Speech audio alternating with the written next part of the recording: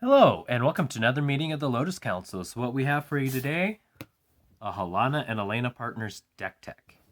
So there's been a lot of discussion lately in Commander-related spheres about, things are moving too fast, got to slow down, etc., etc.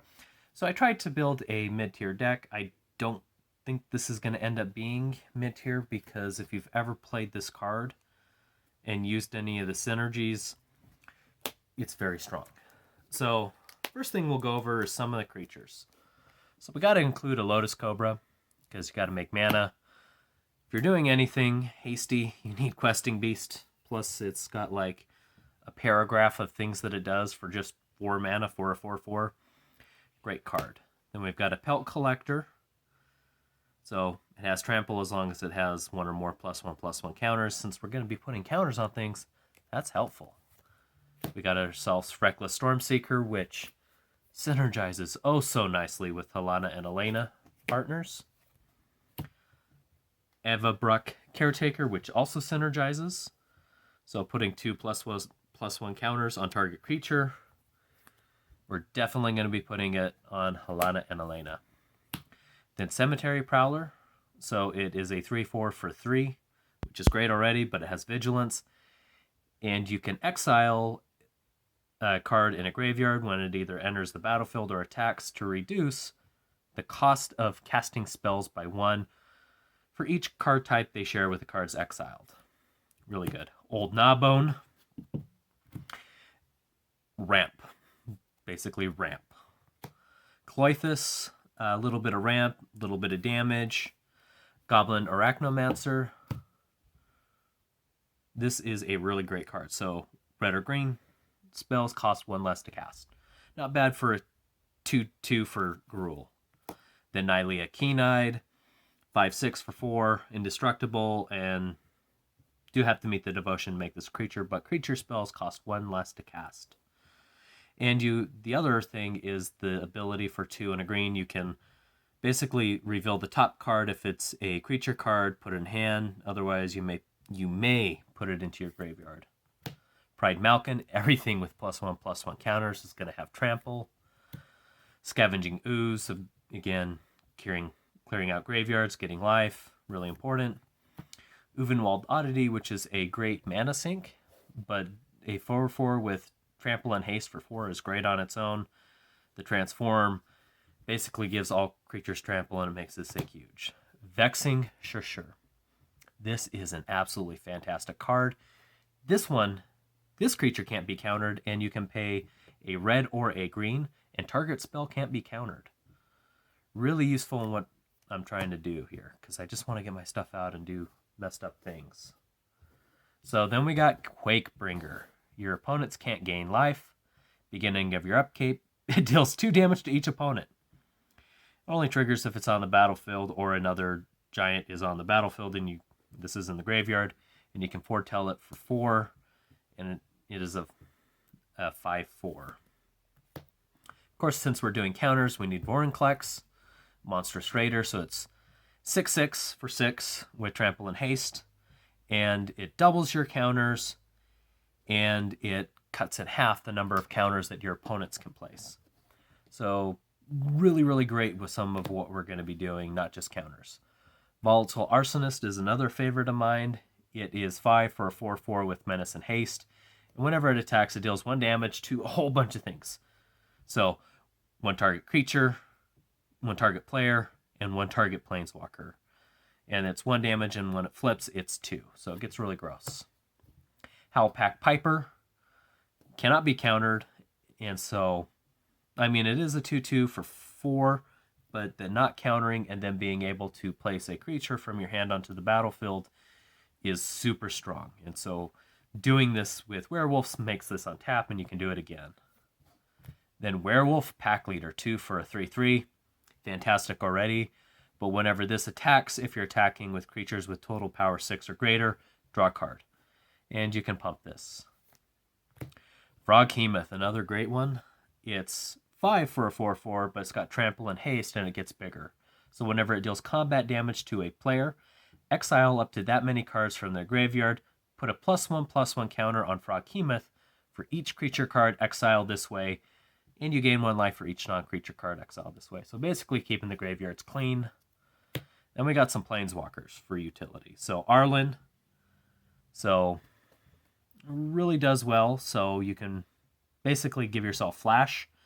And they enter with an additional +1/+1 counter. Really important. There's Domri. Creatures you control get +1/+0, which is already going to synergize here. And then you can add a red or a green, and speed creature spells can't be countered. We got Chandra Dress to kill. Plus to add, a red mana and then deal 1 damage to up to 1 target player creature. Really great. You can also exile cards on top and play them if they're red. And then we got Domri Chaosbringer. So add red or green. And if that mana is spent to cast a creature, it gains Riot. And it's got some other really, really cool things. So, all right. So let me find where I had the next pile. So let's talk ramp and somewhat ramp. So Once Upon a Time. So it's free the first time you cast it, which is fantastic. And if it's the first spell of the game, you can look at the top 5 cards of your library. You may reveal a creature or land, put that into your hand, rest on the library in random order. Then we got Cultivate, because it's a classic Bard class. I love this. Legendary creatures you control enter the battlefield with an additional +1/+1 counter. If Wurmclex is out, that's 2. But when you level it up for Gruul, legendary spells you cast cost Gruul less to cast. So making that super cheap. And of course we got Soul Ring. This is like the fastest mana that I have. Great Henge. So it costs X less to cast, where X is the greatest power among creatures you control, which we're trying to make big creatures. Tap to add 2, you gain 2 life, and whenever a non-token creature enters the battlefield, pull +1/+1 counter. So hopefully for Alena. Then we got Skyclave Relic, hopefully kicking it to get copies. Explore, classic. Emerald Medallion, making red spells or green spells cost 1 less to cast. Ruby Medallion, similar thing.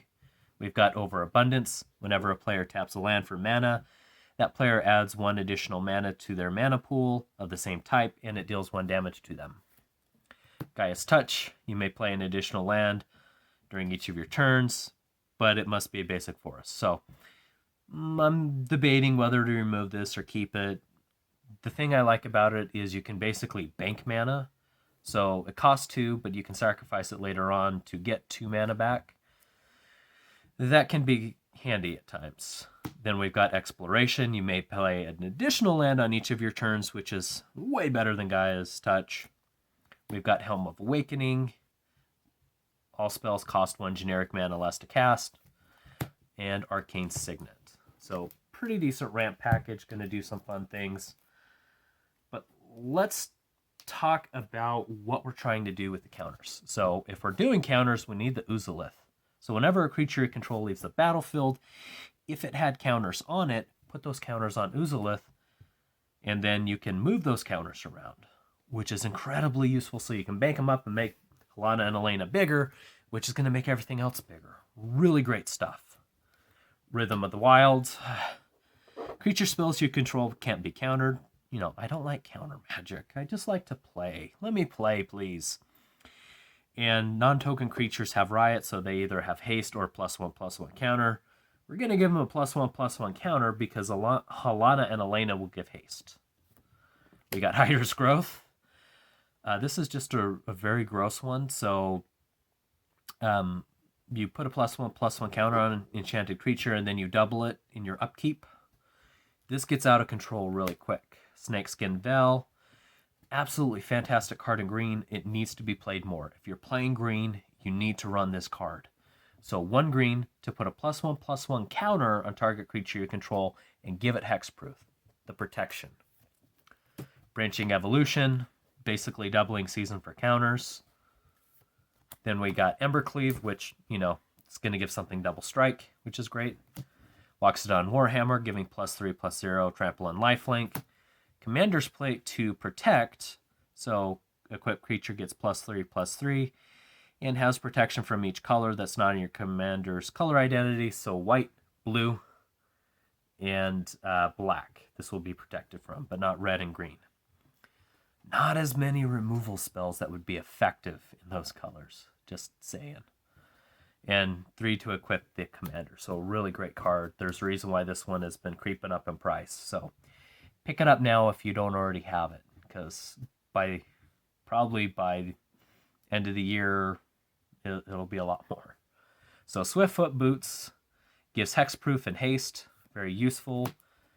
And then we got Bow of Nylea. So attacking creatures have Death Touch, and I can pay 1 and a green and tap and put a +1/+1 counter on target creature, or deal 2 damage to target creature with flying, or gain 3 life, or put up to 4 target cards from your graveyard on the bottom of your library. Great card. Trying for the hordes because, you got to win somehow. So give creatures you control +1/+1 trample and infect. Yeah, that's the swing out for the win. Then we've got utility spells like Inscription of Abundance. You can put +2/+1/+1 counters on target creature, or gain X life, which X is the greatest power among creatures they control, or target creature you control fights target creature you don't control. So removal and counters and all sorts of things. Then Worldly Tutor to find our creature combo pieces. So either I'm going to show you the 2 that I would go for. So Reckless Stormseeker is one, and Avabruck Caretaker being the other one that I would try and get out with this. So definitely worthwhile. Dragon Mantle, this is strictly better fire breathing. So when it enters the battlefield, you draw a card, but then it gives a creature fire breathing too. So that drawing the card is really the key there. Then we got Charge Through. Target creature gains trample until end of turn and draw a card. Good way to get that damage through. So pretty good things. Then to protect, we got Heroic Intervention, give hexproof and indestructible. Rapid Vigor, giving basically regenerating each creature you control. And Curse of Shaken Faith is a little bit of a punishment. So whenever enchanted player casts a spell other than the first spell they cast each turn, or copies a spell, it deals 2 damage to them. So for 2 mana, that's pretty great. That's great in Commander. Then we got a few utility spells. Can you guess what they're going to do? Removal and counters. So we got Domri's Ambush. Put a +1/+1 counter and then have it deal damage to target creature or planeswalker you don't control. Autumn's Veil. Spells you control can't be countered by blue or black spells this turn. And creatures you control can't be the target of blue or black spells this turn. So, weaker version of Veil of Summer. Much more budget friendly. So if you're looking for something to pick up that has a very similar effect, I would go for that one. Then Ram Through. I love this. Deals damage to equal to power to target creature you don't control. And if your creature has trample, excess damage goes through to the owner. Really great. And the Festivities. This is great in Commander. So this will hit the token decks that are making the 1/1 tokens like you wouldn't believe. So it deals 1 damage to each opponent and each creature and planeswalker they control. Then, of course, Veil of Summer. Draw a card if opponent has cast a black or blue spell this turn. Spells you control can't be countered this turn. You and permanents you control gain hexproof from blue and black until end of turn. So, pretty good. Pyroblast. Choose 1 counter target spell if it's blue, or destroy target permanent if it's blue. Then Krosan Grip has split second and destroy target artifact or enchantment. I think Soul Ring with this just feels vindictive but fun. And then finally, Lightning Bolt. So it deals 3 damage to any target. So really great card. Then as far as our lands, the first up is Dryad Arbor. So it is a creature, but it also taps for mana. So that is fun. And then I have some non-basics. So Rockfall Vale, if you're familiar with this one. Stomping Grounds, Groll Turf, Firelit Thicket, Carplusian Forest, Married Landscape, Opal Palace, again with the counters, based off of the number of times. So if they keep removing this, it gets better and better each time. Castle Garenbrig, basically being able to add 6 green and get something like this out a lot cheaper. Castle Embereth, basically being able to pump creatures. Sheltered Thicket, it does enter tap, but it also has that cycling, which is why I included this, because you may not need it late game, but drawing a card, you do. Spire Garden, 2 or more opponents. Yeah, really great because it comes in untapped. Then Crack Crown Pathway and Command Tower. And then we have Assorted Basics. So the only thing that I keep coming back to is on my ramp package, the Gaia's Touch. I might include a Torbrand. Honestly, I think that's where I'm going to go, because that's going to change everything. So Lightning Bolt is dealing 5 damage, and End the Festivities is doing a Lightning Bolt to everything. Everything. So I might do that, and with all the cost reduction stuff that I'm doing and all that, I may stick in a Torbrand. So I'm not sold on this one. I do like the idea of banking mana. I just haven't decided yet. So anyway, we want to thank you for joining us today. Hopefully this was a fun deck tech for you. As you might see, I am very much a huge fan of Halana and Alena partners. This card is underrated, and it should not be the price it is.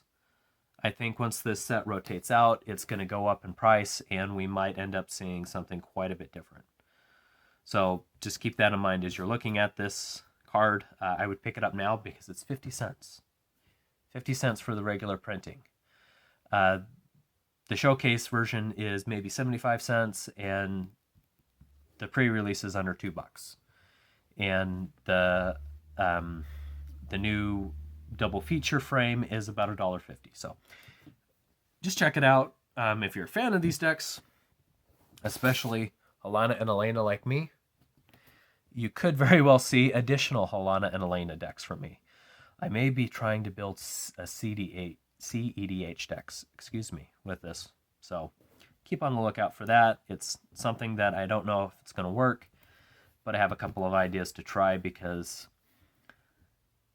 people just don't understand how powerful this card is. For 4 mana, this is really great, especially when you have all those cost reducers and ramp, which are available to you in green. Well, anyway, we want to thank you for joining us today. If you're on the lookout for cards, please check out our sponsor at Geekified. You can find them at geekifiediowa.com. They've updated their website. They had some issues with the previous host. So if you want to know when we're doing our next meeting, go ahead and subscribe, hit that bell notification, and join us in our Discord, which is a great idea because we do all sorts of fun stuff in there. And with Kamigawa coming up, we're going to be doing a box break of some sort. Probably set boosters, it looks like.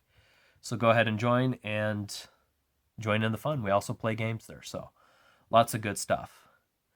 Anyway, we want to thank you for joining us today, and that's all we have. So thank you again for coming, and our meeting is now adjourned. We hope you have a fantastic day.